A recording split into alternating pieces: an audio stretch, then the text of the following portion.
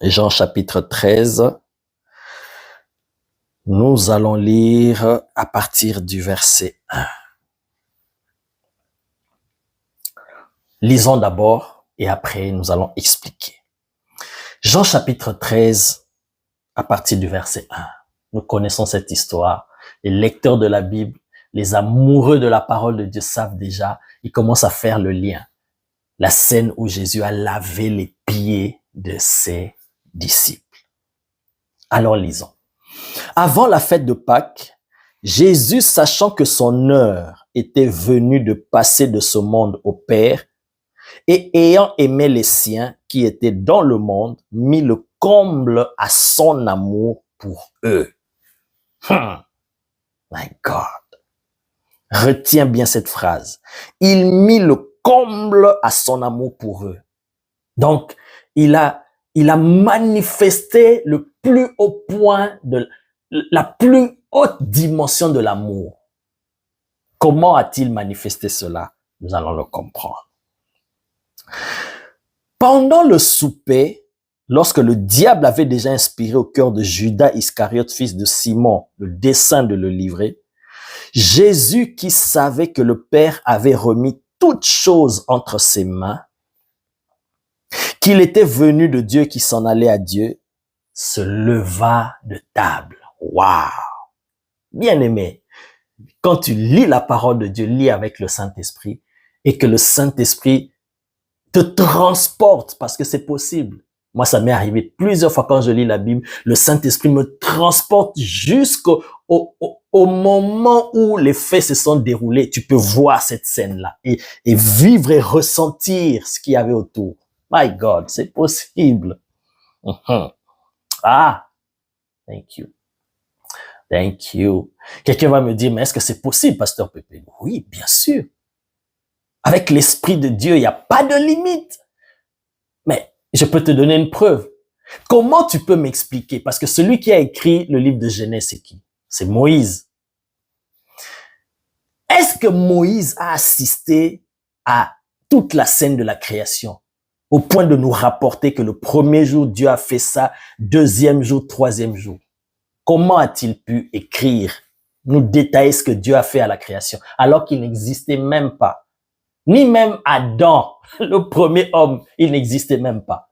Alors comment Moïse a pu faire ça? L'Esprit de Dieu l'a transporté jusqu'à là. Au moment de la création, il a assisté à cela, il a vu ce qui s'est passé et il commençait à nous rapporter en code. Oh my God!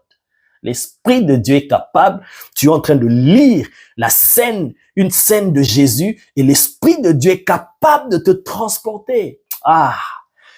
Aïe, aïe, aïe, je suis tenté de parler même d'une expérience que j'ai vécue par rapport à la parole de Dieu, mais je partagerai cela prochainement. Sinon, nous allons commencer à nous éloigner un tout petit peu du message, mais restons dans le contexte. Alors, voyons Jésus, il était à table avec ses disciples, et du coup, il se lève. La Bible dit au verset 4, se leva de table, ôta ses vêtements, et prit un linge dont il se ceignit. Ensuite, il versa de l'eau dans un bassin et il se mit à laver les pieds des disciples. Waouh!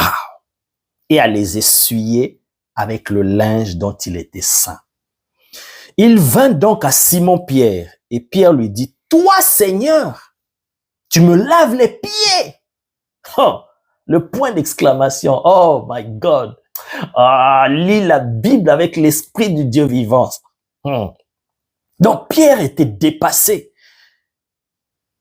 Donc, on n'a pas dit il a commencé par quel disciple, mais il a commencé à laver les pieds des disciples. Je ne sais pas combien.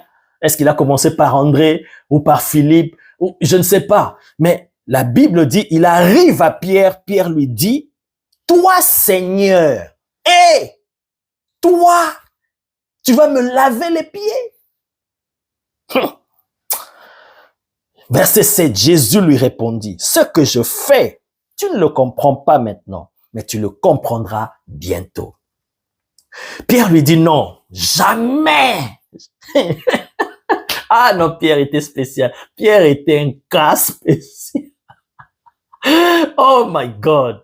Non, non, non. C'est pourquoi un jour Jésus a dit, jusqu'à quand vous supporterai-je mes disciples? Jésus avait des disciples terribles. Pierre lui dit, non, jamais tu ne me laveras les pieds. Écoute la réponse de Jésus. Jésus lui répondit, si je ne te lave, tu n'auras point de part avec moi. Quelle réponse! Quelle phrase prophétique qui contient des mystères. Donc, laver vos pieds, ça a une signification beaucoup plus profonde que ce que tu imagines, Pierre. Alors, si tu refuses que je te lave les pieds, tu n'auras point de part avec moi. Donc, lavez vos pieds. Je suis en train de vous introduire. Oh my God, dans ma ceinture. My God. Verset 9, quand Pierre a compris, il dit, Simon Pierre lui dit, Seigneur, non seulement les pieds, mais encore les mains et la tête. Jésus lui dit non. Celui qui est lavé n'a besoin que de se laver les pieds pour être entièrement pur. Et vous êtes purs, mais non pas tous. Jésus est en train de parler en code des merveilles, des richesses prophétiques inimaginables. Mais nous n'allons pas décoder cela aujourd'hui. Aujourd'hui, nous sommes en train de parler de l'humilité, du geste qu'il a posé. Verset 11, car il connaissait celui qui l'est livré. Je reprends le verset 10. Jésus lui dit, celui qui est lavé n'a besoin que de se laver les pieds pour être entièrement pur. Et vous êtes purs, mais non pas tous. Verset 11, car il connaissait celui qui le livrait. C'est pourquoi il dit, vous n'êtes pas tous purs. Après qu'il leur eut lavé les pieds et qu'il eut pris ses vêtements, il se remit à table et leur dit, comprenez-vous ce que je vous ai fait? Vous m'appelez maître et seigneur, et vous dites bien, car je le suis. Si donc je vous ai lavé les pieds, moi, le Seigneur et le maître, vous devez aussi vous laver les pieds les uns aux autres. Car je vous ai donné un exemple afin que vous fassiez comme je vous ai fait. En vérité, je vous le dis, le serviteur n'est pas plus grand que son Seigneur, ni l'apôtre plus grand que celui qui l'a envoyé. Si vous savez ces choses, vous êtes heureux pourvu que vous les pratiquiez. Ah, merci Saint-Esprit. Voici cette phrase que j'ai dite dans mon introduction. Alors on s'arrête là. Voici maintenant le contexte de cet événement. Là, nous sommes, écoutez-moi attentivement. Écoute attentivement. Si tu étais en train de faire quelque chose, mets ça un peu de côté et écoute. C'est parce que c'est en écoutant la parole de Dieu inspirée, transmise par le Saint-Esprit, mais au travers de la bouche d'un humain, c'est cette parole-là qui transforme, elle a la vie. Jésus dit, vous êtes purs à cause de la parole que je vous ai annoncée. Parce qu'il était en train de les enseigner, cette parole qui est vivante était en train de les purifier parce qu'ils entendaient, rien que parce qu'ils entendaient. Donc quand tu écoutes une parole ointe, une parole inspirée de Dieu, bien-aimé, cette parole-là est en train de travailler en toi. S'il y avait une maladie, la parole va déposer, parce qu'elle est vivante, elle a la vie, elle va déposer la vie. Elle va apporter une guérison. Elle va transformer ton âme. Elle va renouveler ton intelligence. Elle va apporter beaucoup de choses. Elle va te donner des clés. Donc, c'est pourquoi quand tu écoutes la parole de Dieu, bien aimé, moi, quand j'écoute la parole de Dieu, je suis en train d'écouter un enseignement ou de suivre un message bien aimé. Je suis plongé à 100% au point que même je peux retourner en arrière pour mieux comprendre. Ah oui. Donc, écoute attentivement. Ici, nous sommes dans Jean chapitre 13. Avant que j'explique Jean chapitre 13, je vous ramène juste au chapitre précédent que nous n'allons pas lire. Après ce message, tu peux le vérifier. Tu peux, ou même parce que tu seras en train d'écouter ce message au travers de cette vidéo, tu peux mettre pause et vérifier et ensuite revenir. Dans le chapitre juste précédent, le chapitre 12, il y a une scène qui s'est passée. Et l'apôtre Jean, oh my God, je suis tenté d'ouvrir plusieurs parenthèses, mais aïe, aïe, aïe. Esprit de Dieu, aide-moi. L'apôtre Jean, son évangile a été écrit d'une manière spéciale. Et ce n'est pas en vain que le chapitre 13 vient juste, cette scène, il met ça au chapitre 13, juste après la scène du chapitre 12. Il y a quelque chose qui s'est passé au chapitre 12 de pareil, d'identique à ce qui vient de se passer ici dans le chapitre 13 que nous venons de lire. La Bible dit un jour, Jésus arriva à Béthanie. Et là se trouvait Lazare, qu'il venait de ressusciter des morts. Parce que Jésus a ressuscité Lazare dans le chapitre 11 du livre de Jean. Dans Jean chapitre 11. Et le chapitre 12, Jésus arrive à Béthanie. Et il entre dans une maison et là se trouvait Marie, Marthe, et il y avait Lazare aussi qui était à table avec Jésus. Et la Bible dit, il y avait beaucoup de Juifs qui étaient venus là, dans cette maison, non pas pour voir Jésus, mais par curiosité de voir un mort qui a été décomposé pendant 4 jours, mais qui a été ramené à la vie. Donc, ils ont entendu parler de cela et ils voulaient, la Bible dit, ils sont venus spécialement pour Lazare, pour voir Lazare. My God! Cet homme qu'on a pleuré, cet homme qu'on a vu mourir, on l'a mis dans le sépulcre. Il commençait à sentir mauvais, il se décomposait, mais il est vivant. Donc, il voulait le voir. Et donc, Jésus était là à table et Lazare était à côté. Et la Bible dit, Marthe était en train de servir. Et il y avait plein d'autres personnes. Et la Bible dit, Marie arrive. Oh my God. Il y a que Jean qui a cité le nom. Cette histoire est rapportée dans Matthieu, dans Marc, mais on a parlé juste d'une femme. Et c'est Jean qui nous clarifie qu'il s'agissait de Marie. Et Marie arrive et a pris un parfum de grand prix. Elle a commencé à verser sur Jésus. Elle a versé aux pieds de Jésus. Elle a commencé à laver les pieds de Jésus avec ce parfum. My God. Et elle a pris ses cheveux, elle a commencé à essuyer les pieds de Jésus. My God. Et Jésus était là en train de regarder. Les disciples aussi. Et tout d'un coup, les disciples se sont indignés, ils se sont mis en colère. Et Jean, il précise que c'était Judas.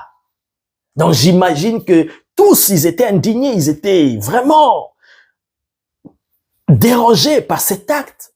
Ils ont eu tous la même réaction, la même pensée. Mais Judas, c'est lui qui a eu le courage de dire, mais pourquoi ce gaspillage, Seigneur? Pourquoi tu as accepté, permis ce gaspillage?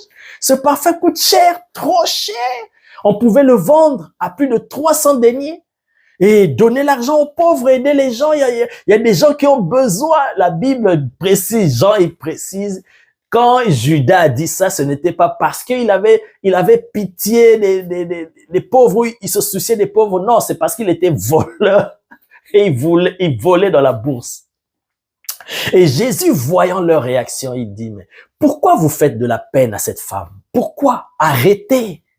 Vous n'avez aucune idée de l'impact de l'acte de cette femme. Ce qu'elle a fait, c'est une bonne action à mon égard. Les pauvres, vous en avez toujours et vous en aurez toujours. Et vous aurez le temps de leur faire du bien, de les aider. Mais moi, vous ne m'aurez pas toujours. Je suis en train de partir. Et c'est que cette femme a fait, écouter ce que Jésus a dit. C'est que cette femme a fait, elle a d'avance embaumé mon corps. My God! Jesus! Jésus dit, cette femme, elle a d'avance. Donc ça veut dire, c'était prophétique. C'était, oh my God! Cette femme est entrée dans le prophétique. Jésus dit, elle a d'avance embaumé mon corps. On embaume quel corps? Le corps d'un mort, un cadavre. Jésus dit, elle a d'avance embaumé mon corps pour ma sépulture. Et il rajoute ceci. Il dit, je vous le dis en vérité. Là, je crois que c'est dans l'évangile de Marc. Quand le Seigneur parle, déjà ce qui sort de sa bouche, c'est la vérité. Mais quand il rajoute, oui, il fait précéder sa déclaration de l'expression « je vous le dis en vérité » ou bien « en vérité, je vous le dis ». Bien aimé, ça c'est un décret. Ça là, c'est autre chose. Il dit « je vous le dis en vérité ». l'éternité. Partout où l'évangile, cette bonne nouvelle sera prêchée dans le monde entier, partout, on parlera de l'acte de cette femme. On parlera de ce qu'elle a fait pour moi. Donc, par l'acte qu'elle a posé, cette femme, de venir au pied de Jésus, cet acte que les disciples n'ont pas compris, dont ils n'ont pas compris la portée, ni la grandeur spirituelle, ni le sens spirituel, Jésus a dit, vous n'avez aucune idée. Cet acte est d'une portée terrible. Et la conséquence de cet acte qu'elle a posé, de se jeter à mes pieds, de laver mes pieds avec ce parfum de grand prix. Oh, cet acte-là l'introduit dans la cour des grands. Elle devient éternelle. Partout on parlera de l'évangile, alors que l'évangile, bien aimé, la bonne nouvelle, elle ne passera jamais. Les cieux et la terre passeront, mais la parole de l'Éternel ne passera pas. Donc cette femme est attachée à l'éternité. Elle entre dans la cour des grands. Qu'est-ce qui l'a amené à entrer dans la cour des grands? Son acte d'humilité, de descendre aux pieds de Jésus, de laver les pieds de Jésus. Donc tout ça là, ça s'est passé dans Jean chapitre 12. Et maintenant nous arrivons au chapitre 13. Jésus est à table. Parce qu'il s'est rendu compte que les gens n'ont pas compris la portée de ce qui s'est passé là. Il y avait la foule, mais Jésus, vous savez bien aimé, avec la foule, Jésus donnait un enseignement, mais avec ses disciples en privé, c'était un autre enseignement. C'était une masterclass en privé. My God. Ah, bien aimé. Il y a des enseignements qu'on ne peut pas donner comme ça, même dans les réseaux sociaux. Je vous assure, même quand je partage la parole de Dieu ici, bien aimé, j'essaie de voir ce que je peux transmettre et ce que je ne peux pas transmettre. Parce que tout le monde a accès aux réseaux sociaux, aux médias. Ah oui. Et donc, il y a même les non-convertis, il y a des bébés spirituels. Alors, si tu donnes, tu parles des profondeurs juste comme ça, sans sagesse, bien aimé, ça peut tuer certains. Ça peut même pousser les autres à se poser des questions sur leur foi. Donc, il y a des choses qu'on ne peut pas enseigner comme ça en public. Il y a des mystères qu'on peut expliquer seulement en masterclass en privé. Ah, ça, c'était une parenthèse. Donc, là, Jésus, comme il y avait les gens, la foule, il ne pouvait pas donner cet enseignement. Au chapitre 13, il est en privé maintenant avec ses disciples.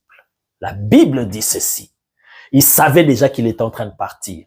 Et là, il va leur démontrer, voilà pourquoi la Bible dit, je vous ai dit de retenir cette phrase, il mit le comble à son amour. Il va leur montrer l'expression de l'amour la plus haute. Ah, l'expression la plus haute de l'amour, c'est servir les autres. Et c'est ça même, l'humilité, c'est ça la vraie grandeur. Voilà pourquoi il est dit, Jésus mit le comble à son amour pour eux, bien-aimés. Le plus haut niveau de l'amour, c'est servir. Voilà pourquoi il est dit, car Dieu a tant aimé le monde qu'il a donné son Fils unique. Le plus haut niveau de l'amour, de l'expression de l'amour, c'est servir les autres. Ah oui. Voilà pourquoi Jésus a dit, le Fils de l'homme est venu non pour être servi, mais pour servir de rançon pour plusieurs. C'est ça la démonstration de l'amour. Bien aimé, l'humilité, la vraie humilité de cœur, c'est l'expression du véritable amour. C'est ça la vraie grandeur. C'est ce qui t'introduit dans la cour des grands. Nous allons le comprendre. Alors Jésus, qu'est-ce qu'il fait? Tout d'un coup, il se lève de table. Donc, il est là avec les disciples. On voit le maître se lever.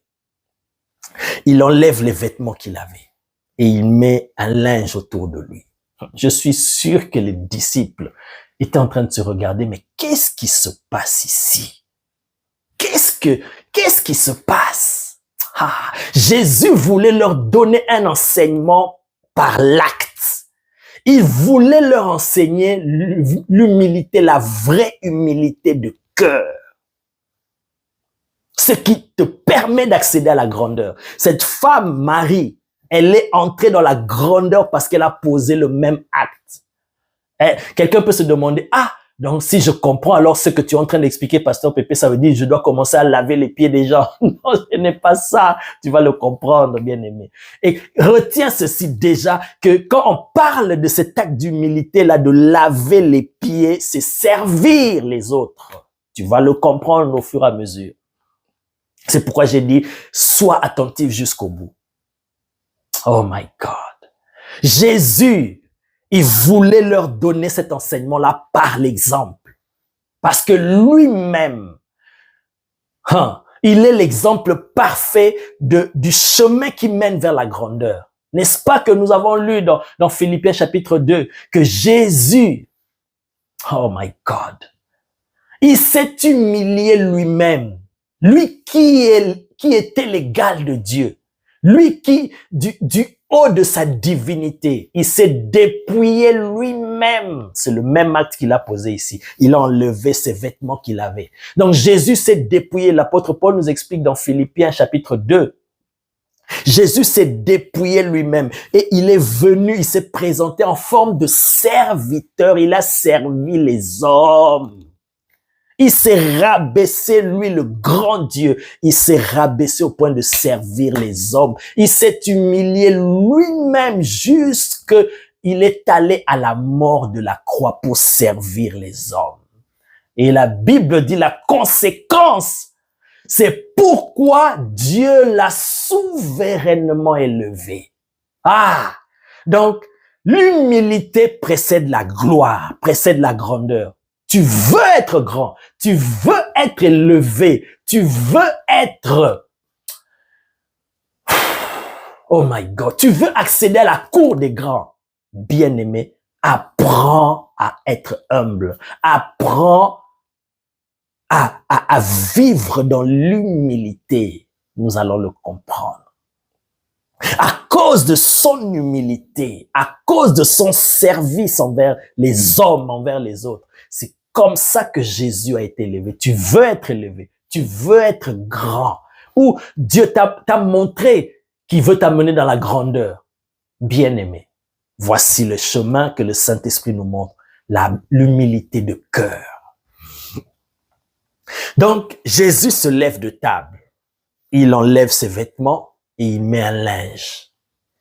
Et la Bible dit, il commence à laver les pieds de ses disciples. Comme je vous ai dit, je ne sais pas par qui il a commencé, et il arrive chez Pierre.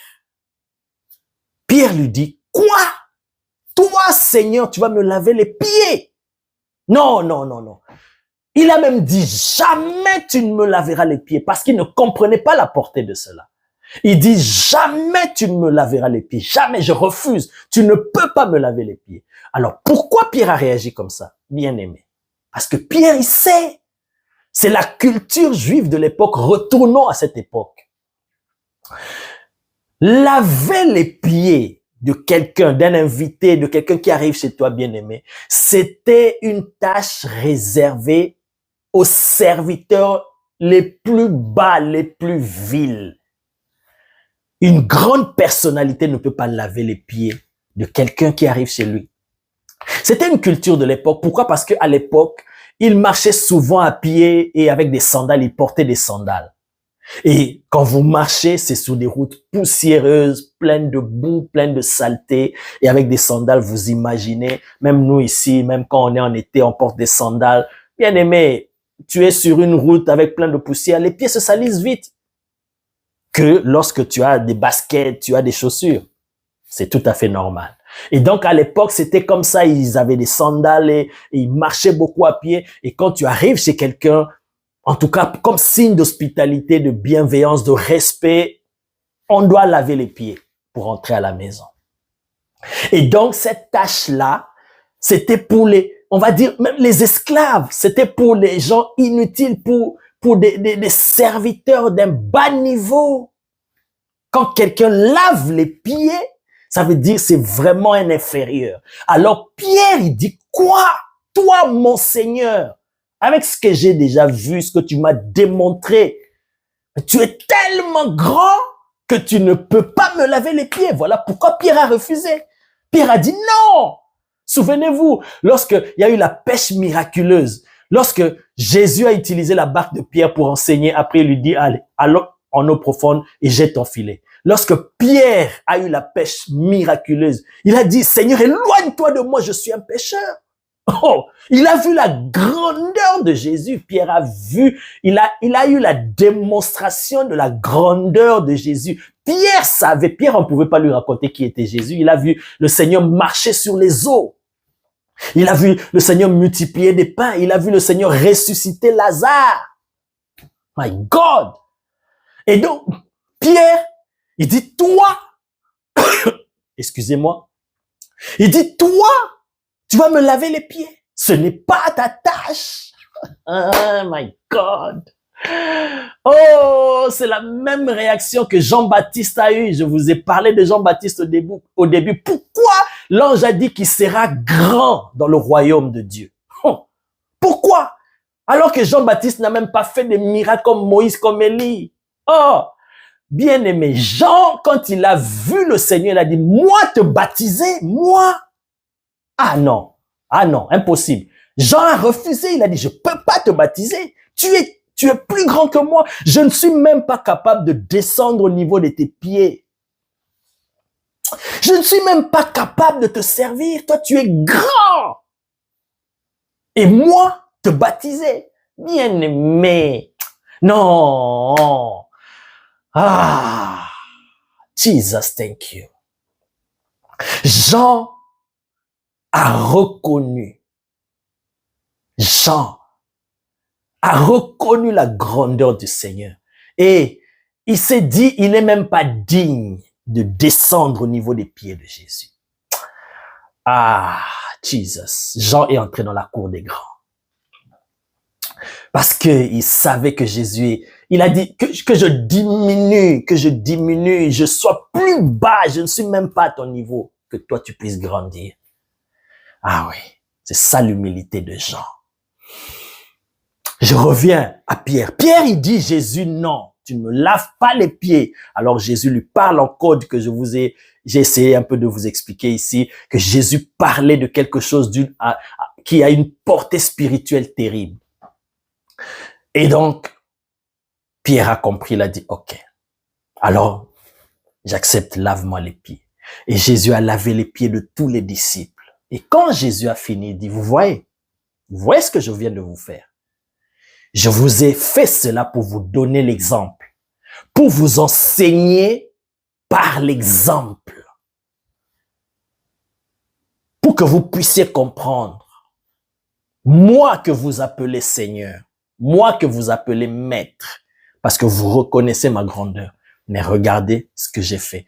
J'ai fait ce qu'un grand, selon le monde, ne peut jamais faire. Mais ce qu'un grand dans le royaume peut faire, j'ai lavé vos pieds. Je vous ai servi. J'ai été votre serviteur. Vous êtes assis autour de la table et moi, je suis plus bas au niveau de vos pieds en train de vous laver les pieds. Je suis en train de vous servir. Je suis votre serviteur. Alors faites aussi cela les uns pour les autres.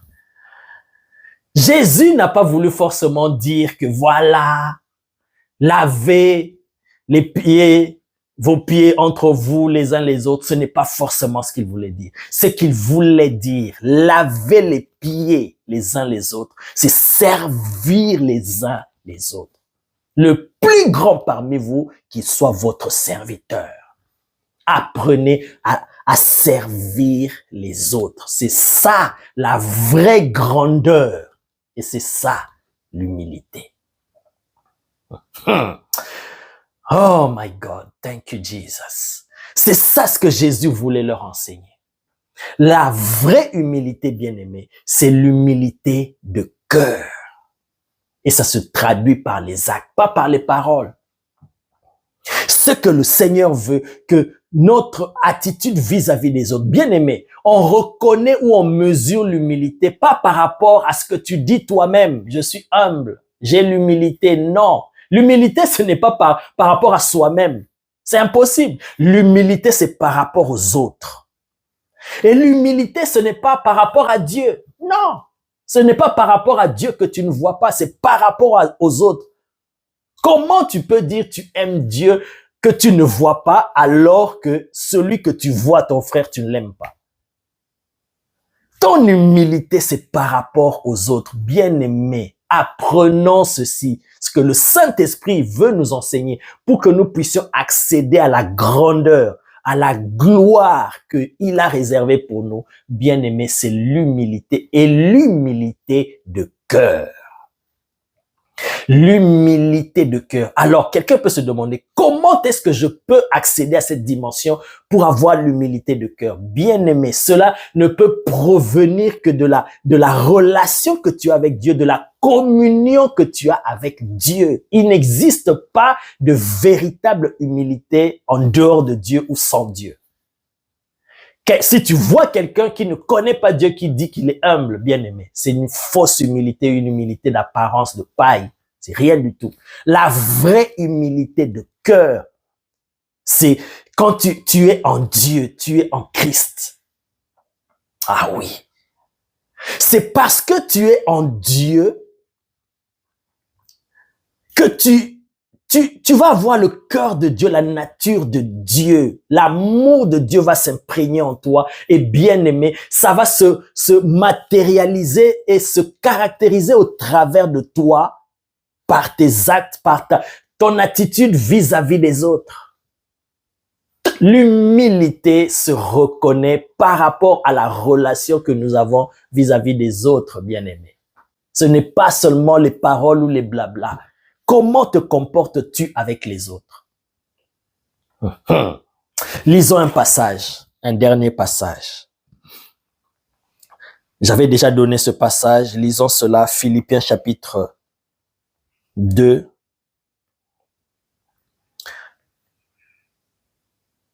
Voici, nous allons lire à partir du verset 3.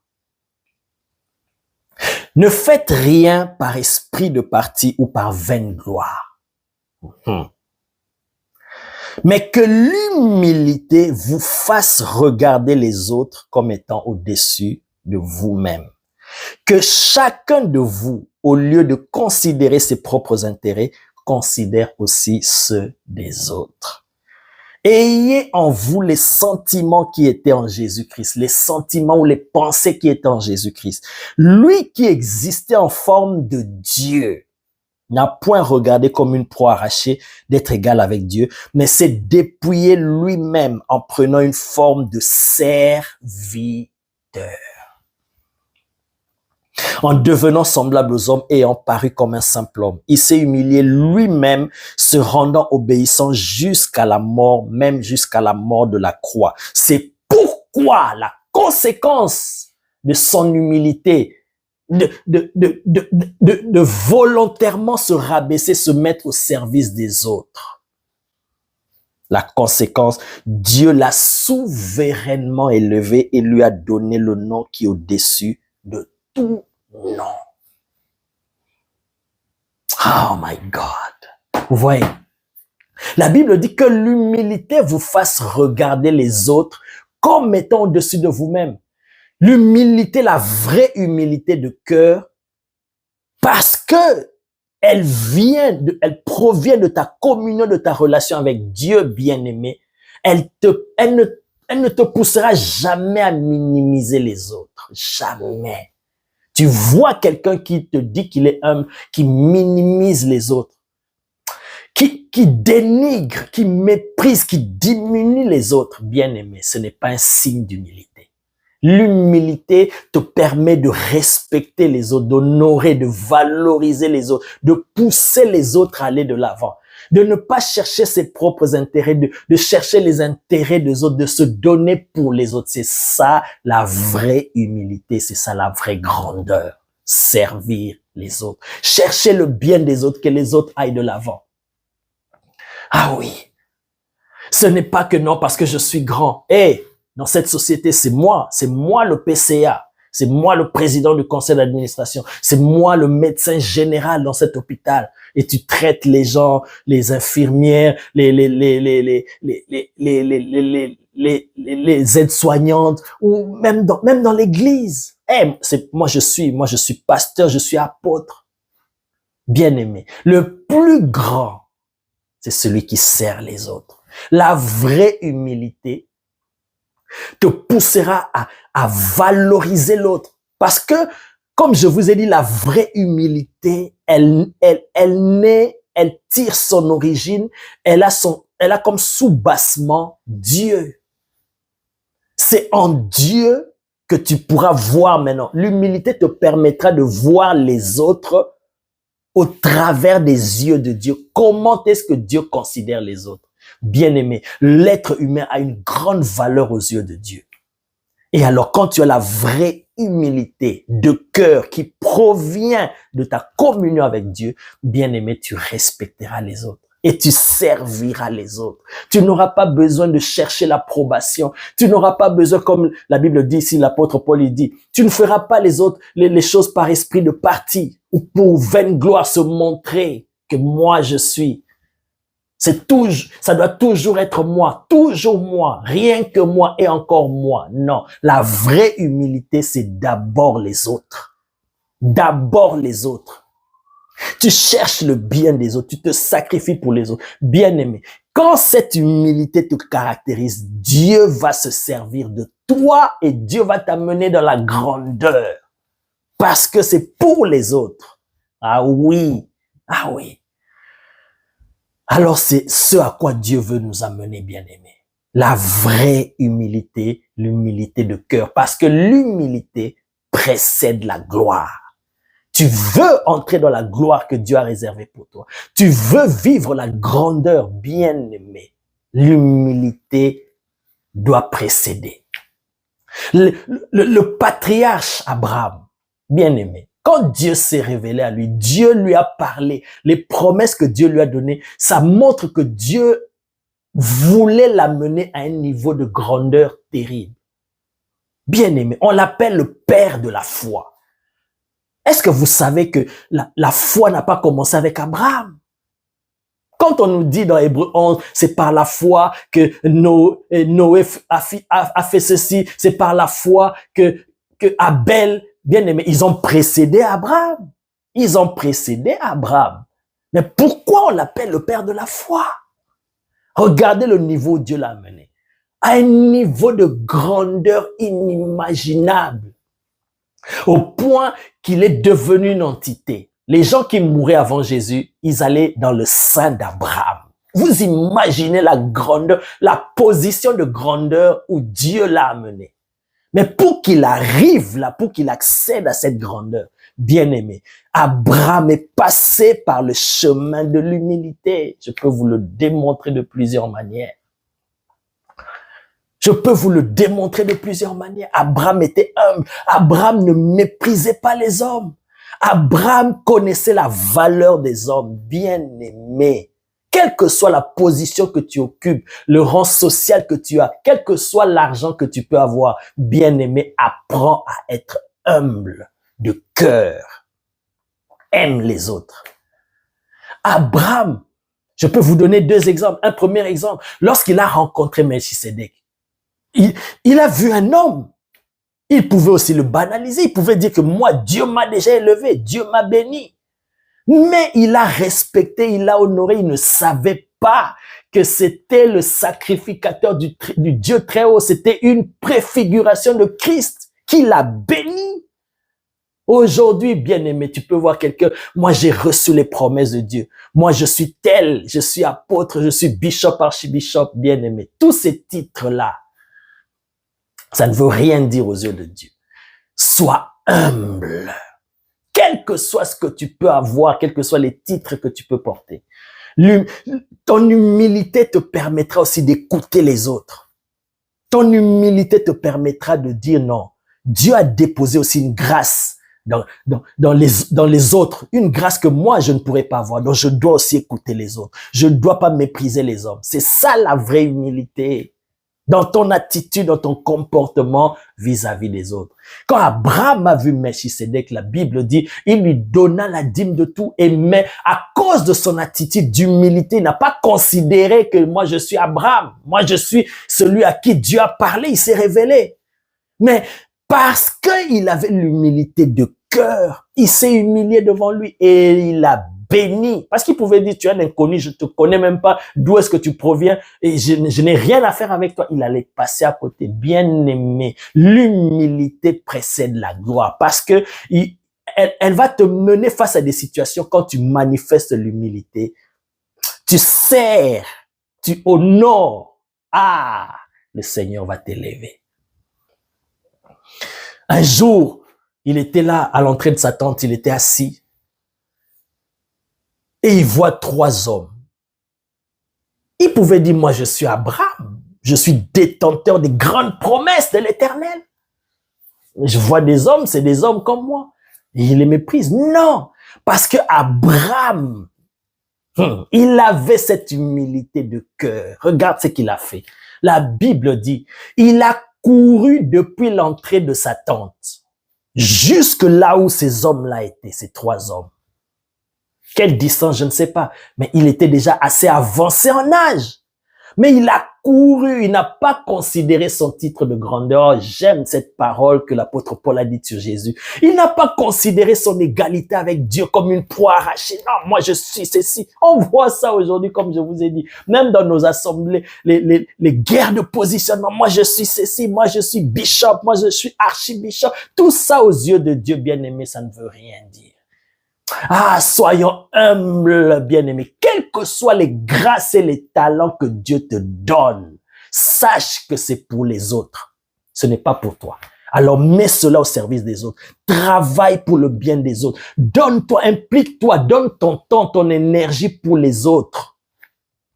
Investis-toi dans la vie des autres, que les autres aillent de l'avant. Ne recherche pas tes propres intérêts. Cherche à ce que les autres aillent de l'avant. C'est ça la véritable grandeur. Et c'est ça l'humilité. Et Dieu va t'élever parce que tu seras comme un coach. Tu seras comme...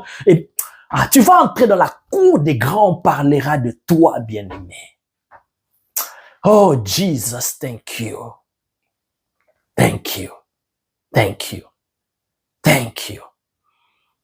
Abraham les a vus. La Bible dit, il a couru depuis l'entrée de sa tente jusque là où ils étaient. Il se prosterna devant eux. Il pouvait dire, c'est des inconnus, des gens que je ne connais pas. Moi, je suis Abraham, mais il n'a pas regardé son titre de patriarche. Il n'a pas regardé son niveau de positionnement. Non, il s'est humilié. Et c'est pourquoi je vous ai dit, la vraie humilité, ça ne peut pas exister en dehors de Dieu. Parce que là, pour reconnaître que ces gens qui sont là, ils ont quelque chose de spécial. Ah, bien-aimé. Il faut que l'Esprit de Dieu puisse te montrer et tu dois être en communion avec Dieu. Et c'est comme ça qu'Abraham, il est arrivé, il a dit, entrez, venez manger chez moi et venez, on va vous laver les pieds, encore une fois, laver les pieds. Ah, bien-aimé. Et il leur a donné à manger. Et c'est ce qui a déclenché la prophétie de la venue d'Isaac. Ça a précipité la venue d'Isaac. Oh, Jesus, thank you. Je peux vous parler de David, de tout. Je peux vous montrer des exemples de ceux qui sont devenus grands. Ils sont passés par le chemin de l'humilité. Parce que l'humilité, c'est la clé qui te fait accéder à la grandeur, à la gloire. David, il savait qu'il avait reçu l'Esprit de Dieu, l'onction. My God, il connaissait l'excellence des promesses qu'il avait, que le Messie allait sortir de lui. Il avait reçu l'onction pour devenir le roi d'Israël. Le roi est le premier-né de tous les rois. Mais il a servi Saül, qu'il savait que Dieu l'avait déjà rejeté. Il savait. Et il voyait Saül, le roi Saül, dans des états de faiblesse. Mais il a servi Saül jusque Saül est mort. Il a pleuré Saül. Ah, c'est pourquoi Dieu l'a élevé, bien-aimé. Voici le chemin qui mène à la grandeur. Aujourd'hui, le nom d'Abraham est un grand nom, non seulement en Israël, mais dans toutes les nations de la terre. Toutes les 3 grandes religions du monde se réclament d'Abraham. L'islam se réclame d'Abraham. Le christianisme se réclame d'Abraham. Le judaïsme se réclame d'Abraham. David, c'est le plus grand de tous les rois. Bien aimé. Jésus lui-même, il nous a montré. Aujourd'hui, il a le nom qui est levé au-dessus de tous les noms. Mais pour hériter de ce nom-là, il s'est rabaissé, il s'est humilié. Je vais terminer en disant ceci, bien aimé. J'ai fait une expérience. C'est quelque chose que je n'ai pas découvert seulement en lisant la Bible, mais je l'ai découvert par expérience réelle dans ma relation avec Dieu. Plus tu t'approches de Dieu, plus tu approfondis ta relation, ta communion avec Dieu, plus tu deviens humble. C'est ça, l'humilité de cœur. Pourquoi? Parce qu'il y a quelque chose qui va se passer. Plus tu t'approches de Dieu, plus tu commences à connaître Dieu en profondeur, plus tu réalises son infinie grandeur, son immense sagesse. Plus tu t'approches de lui, plus tu commences à découvrir qui il est. Tu te rends compte que l'homme n'est rien. Tu te rends compte que tu ne peux pas t'enorgueillir. Voilà pourquoi un homme ou une femme qui prétend connaître Dieu, mais qui ne fait pas preuve d'humilité, qui est plein d'orgueil, il ne connaît pas Dieu. Ou son niveau de connaissance de Dieu est encore au niveau plus bas. Parce que plus tu connais Dieu, l'orgueil ne peut pas exister en toi.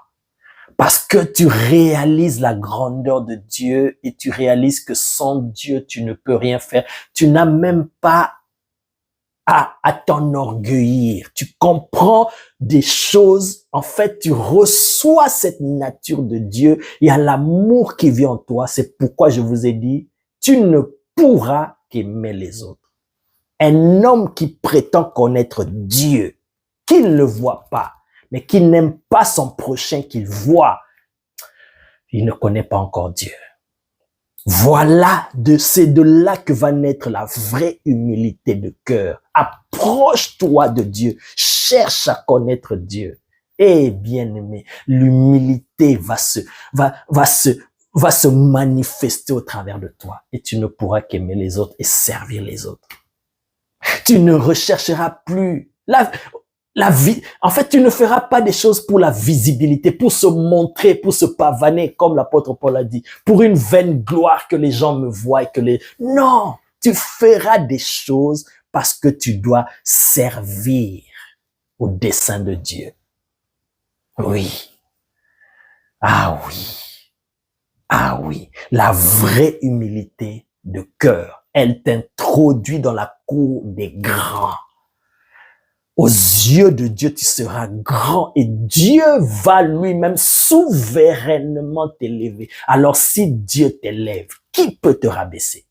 Quel que soit ce que les hommes pourront faire, ils ne pourront pas parce que c'est la main de Dieu lui-même qui va t'élever et qui va te faire voir aux yeux de tous. Pourquoi? Parce que tu as appris à être humble, tu as appris l'humilité, servir les autres. Retiens ceci. Ce que Jésus te demande, ce n'est pas que tu commences à chercher maintenant. Pasteur Pépé, tu es dans quel pays? Je veux venir laver tes pieds. Ça n'a rien à voir avec laver les pieds des uns les autres physiquement comme ça. L'exemple que Jésus a montré, c'est pour dire que moi, je suis le plus grand, je suis le maître. Mais regardez, je vous sers. Bien-aimé, apprends à servir les autres. Ta vie implique-toi à servir les autres. Implique-toi à chercher le bien des autres. Tu es chef d'entreprise. Tu occupes un poste élevé dans la société. Tu es responsable dans un ministère. Bien-aimé, n'écrase pas les autres. Valorise les autres. Fais monter les autres au-dessus de toi, comme l'apôtre Paul il dit, que l'humilité vous fasse regarder les autres comme étant au-dessus de vous-même. N'ayez pas ce complexe de supériorité-là. Ce n'est pas l'humilité. Même si tu dis je suis humble. La vraie humilité se reconnaît par ton comportement, tes attitudes et les actes que tu poses. Tu es là. Tu es grand. On sait que tu es grand, mais tu sers les autres. Et c'est comme ça que Dieu va t'élever. Je vais terminer en donnant cet exemple. Dans notre génération, cet exemple qui me vient à l'esprit tout de suite. Nous connaissons tous cet homme de Dieu qui est déjà retourné auprès du Père, l'apôtre, le prophète Maurice Cerullo. Regardez comment Dieu l'a utilisé. Un puissant homme de Dieu, avec des miracles authentiques. Il a servi Dieu jusqu'à son âge avancé. En parcourant le monde entier, faisant des croisades, des conférences. Mais vous savez, une des choses qui m'a marqué dans son ministère, quelle que soit la position qu'il occupait de père, mais il savait prendre ceux qui étaient en dessous de lui et les propulser, les amener. Il faisait des réunions où il invitait des prédicateurs en Afrique, beaucoup de gens, je ne vais pas citer de noms, beaucoup de gens que nous connaissons aujourd'hui, surtout au Nigeria, en Afrique et partout, ils sont passés par des conférences de Maurice Cerullo. Pourquoi? Parce que il était grand, mais il savait prendre les autres et servir les autres et les placer au devant, chercher le bien et les propulser, reconnaître leurs valeurs et les pousser à aller de l'avant. Voilà, à cause de cela aussi, Dieu a rendu son nom grand parce que lui, il servait les autres. Il cherchait le bien des autres. Il ne se considérait pas que non, moi je suis plus supérieur à toi, tu es inférieur à moi, je ne peux pas m'asseoir là et t'écouter prêcher, te voir prêcher. Non. Que l'humilité te fasse regarder les autres comme étant au-dessus de toi-même. Apprends à chercher le bien des autres, pas tes intérêts, mais les intérêts des autres. Sers les autres, les talents, les grâces, les dons que le Seigneur t'a accordés, qu'il a mis en toi, c'est pour les autres, c'est pour l'utilité commune. Plus tu sers les autres, plus Dieu t'élève. Sois richement béni au nom de Jésus. Amen.